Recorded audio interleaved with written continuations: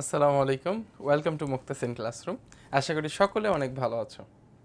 আজকের ক্লাসে আমরা নাউনের বাকি প্রকারভেদগুলো দেখব। আমরা লাস্ট একটা ক্লাসে কিন্তু নাউনের কিছু প্রকারভেদ দেখেছিলাম, তাই না? খেয়াল আছে? আমরা কাউন্টেবল নাউন, আনকাউন্টেবল নাউন এগুলো কিন্তু পড়াশোনা করে এসেছি। আজকে আমরা বাকি যে নাউনের টপিকগুলো আছে এগুলো কভার করার চেষ্টা করব। তো চলো শুরু করি।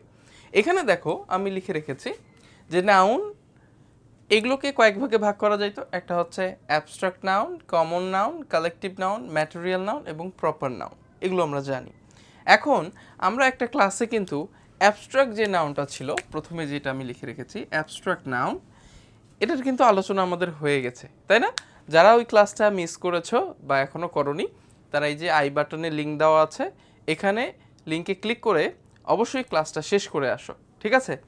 এরপরে আমরা যে জিনিসগুলো দেখব সেটা হচ্ছে কমন, কালেকটিভ, ম্যাটেরিয়াল এবং প্রপার নাউন, এগুলো সম্পর্কে আজকে আমাদের আলোচনা। তাহলে প্রথম যে জিনিসটি সেটা হচ্ছে কমন নাউন। কমন নাউন কাকে বলে? কমন বুঝতেই পারতেছি, এটা ইন জেনারেল সবার জন্য যেন প্রযোজ্য।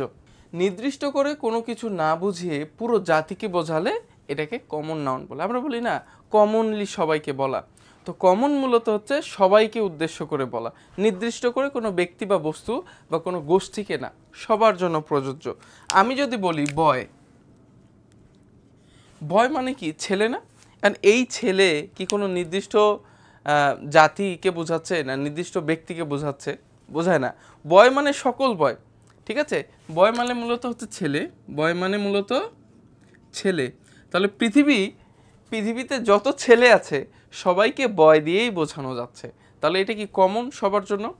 আবার যদি আমি বলি ট্রি, ট্রি মানে কি? গাছ না? তাহলে এই গাছ দিয়ে কি নির্দিষ্ট কোনো গাছকে বোঝাচ্ছে?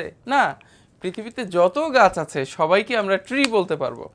তাহলে যখন আমরা নির্দিষ্ট করে কিছু না বুঝিয়ে পুরো জাতিকে কমনলি সবার জন্য বলবো, তাহলে সেই নাউনটা মূলত হবে কমন নাউন।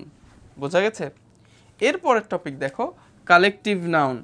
কালেকটিভ নাউন কখন হবে? যখন দল, সমষ্টি বা গ্রুপকে বোঝানো হবে, তখন যে নাউনটা সেটাকে আমরা কি বলবো?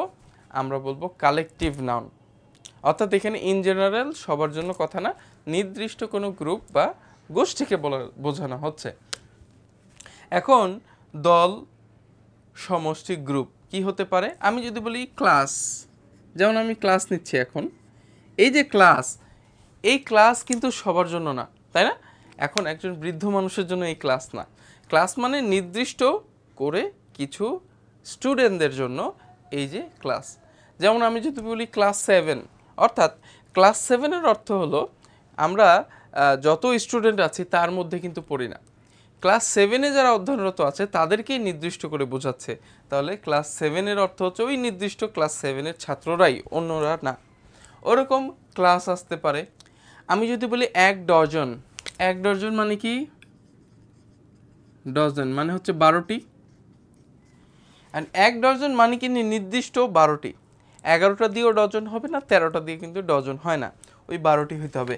এক সেটের কথা বলি, সেট মানে কিন্তু 3টি, তাহলে নির্দিষ্ট ওই 3টি। অর্থাৎ আমি নির্দিষ্ট করে একটি গ্রুপ, দল বা সমষ্টিকে আলাদা করতে পারলে সেটি হবে মূলত কালেকটিভ নাউন। এবার আসতেছে হচ্ছে ম্যাটেরিয়াল নাউন। এবার আসছে ম্যাটেরিয়াল নাউন। ম্যাটেরিয়াল নাউন হচ্ছে সে সকল নাউন যেগুলোকে আমরা গণনা করতে পারবো না, যেগুলোকে ওজন করে নিতে হবে, যেগুলো আমরা গুনতে পারবো না। যেমন আমার কাছে এত টাকা আছে, এটা গণনা করা যায়।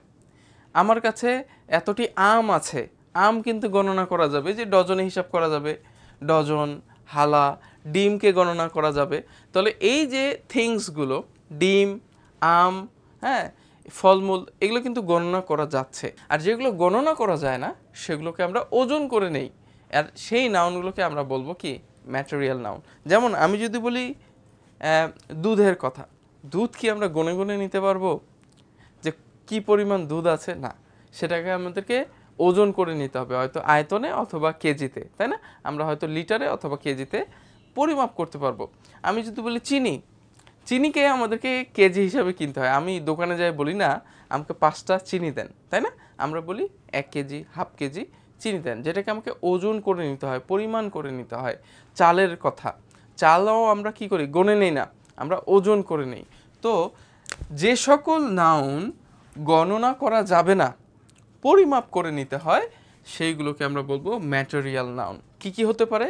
এখনই বললাম, পানি হতে পারে, ওয়াটার। পানির বোতল আমরা কিনে নিয়ে আসি, আমরা বলি না যে 1টা 2টা পানি দাও, আমরা বলি 1/2 লিটার 1 লিটার পানি চাই। সুগার, চিনি আমরা কিনি, হ্যাঁ, রাইস, মিল্ক আছে, অয়েল আছে। তো এই জিনিসগুলো মূলত গণনা করা যায় না, এগুলোকে ওজন করে পরিমাপ করে নিতে হয়। এরপরে দেখো প্রপার নাউন। প্রপার নাউন এখানে নির্দিষ্ট কিছু, প্রপার মানেই নির্দিষ্ট।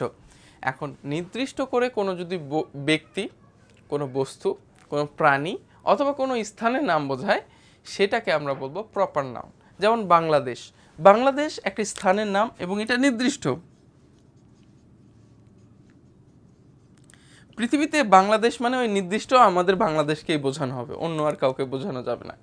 তাহলে নির্দিষ্ট করে কোনো ব্যক্তি, বস্তু, প্রাণী ইত্যাদির নাম যখন প্রকাশ করা হবে, সেটাকে আমরা প্রপার নাউন বলবো। যেমন মুক্তাসিন সাব্বির যদি বলি, তাহলে নির্দিষ্ট করে আমাকে বোঝাচ্ছে, অন্য কাউকে বোঝাচ্ছে না। ঠিক আছে?